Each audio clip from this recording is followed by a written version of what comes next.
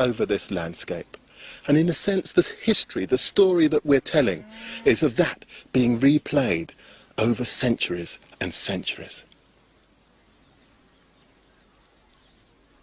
The name of these hills reflects that history. These are the Nuba Hills, and the Nuba people believe that they are descended from the ancient kingdom of Nubia.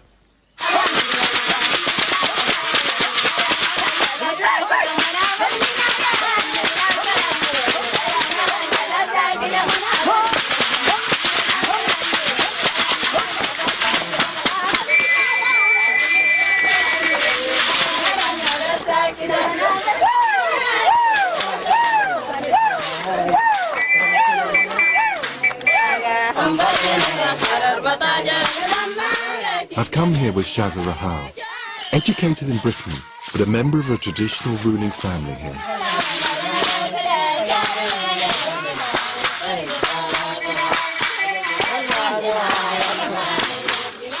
Her uncle, the leader of the village community, remembers the family traditions well.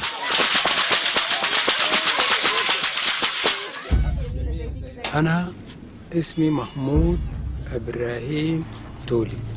تولي ده جد جاي. He comes from a royal family. They arrived many years ago. And many years ago, how many years might that be? جبال كم سنة لمن ده حصل؟ الكلام ده يعني الحروب بتاع. This is roughly around 300 years ago.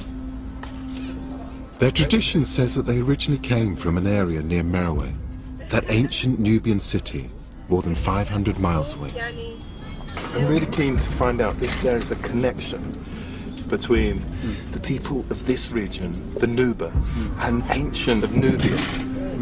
I'm just really keen if this very much living place has a connection with that old mythology. هم النوبيان في مصر أيوة. والنوبة في الشمال أيوة. والنوبة في الجبال أيوة. كلهم واحد اتفرقوا. They're all the same people. They just separated.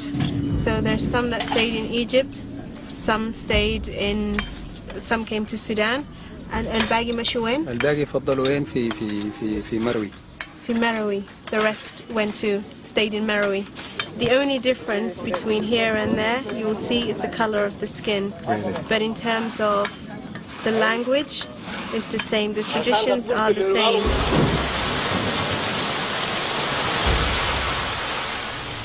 Can there really be a connection between the people in this region and the ancient civilization of Nubia, born more than 7,000 years ago to the sound of a rock gong?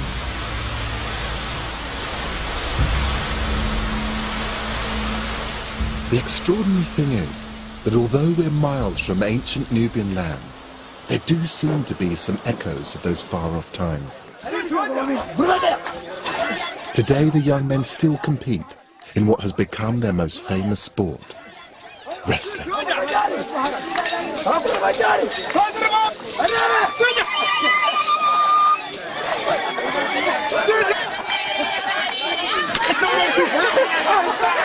The wrestling's in just the same style as in the pictures from 1500 BC that Mahmud showed me at Jebel Barkal. The same stance, the same grips even.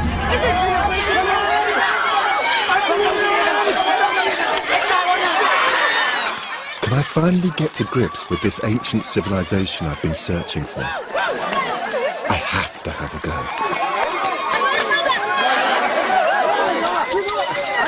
Wait.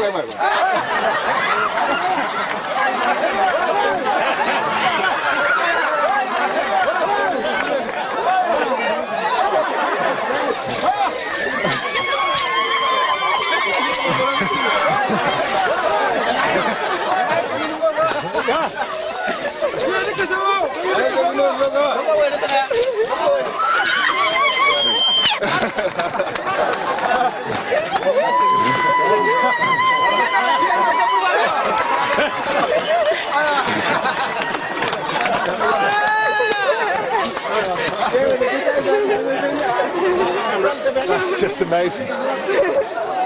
But suddenly, I begin to realize this is just like those ancient Egyptian hieroglyphs of wrestlers. Just like it.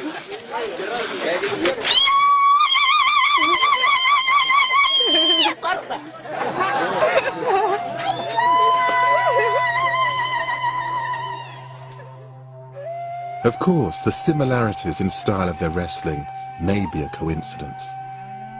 If there really is an inheritance from old Nubia, it should show up in more fundamental features of the Nuba way of life. Abdu, a cattle drover, certainly believes that the way of doing things hasn't changed in a long time. It has gone through tradition, through history, through family. And from an early age, everyone is allocated a certain number of cows. Oh, really? Yes. So that they can raise them, and they feed from them, like they use the milk from them to grow their children, and then they build on those. So obviously then the more cows you have, the more wealth you have. So cattle are absolutely integral to politics, to culture, to weaving the whole of this community together. Yes.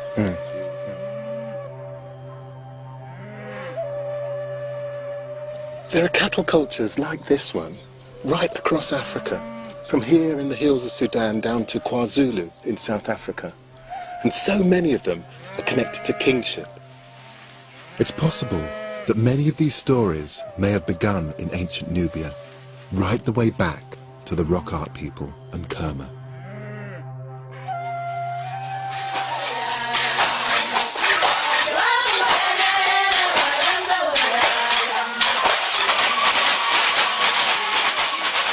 The Kambala is the Nuba's most important dance. Its origins are in ceremonies which initiate young men as full members of Nuba society. These headdresses are made out of cattle skulls.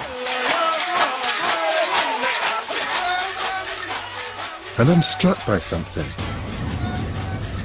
At Kerma, the great burial mound was surrounded by 5,000 cattle skulls, just like these. Perhaps they were once the headdresses worn by dancers at the king's funeral.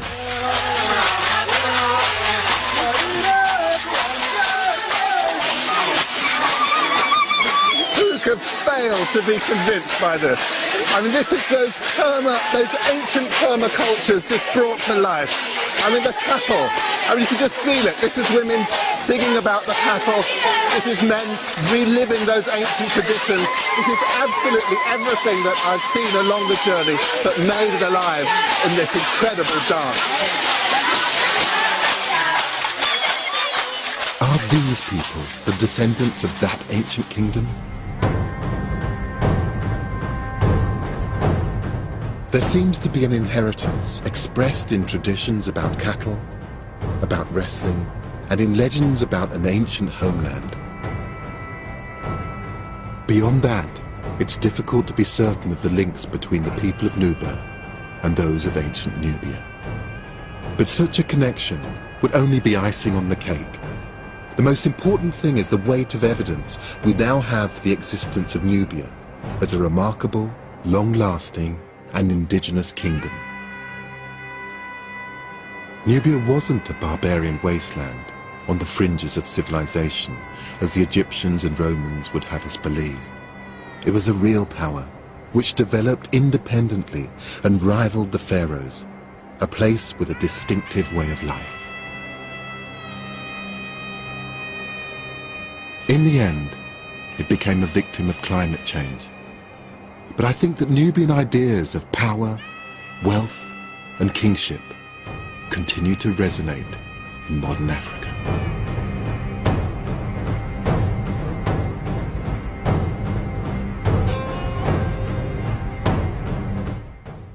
We're setting off on a journey of discovery in the wake of Egypt's first female ruler tomorrow here on BBC4. The pharaoh who conquered the sea is at 9.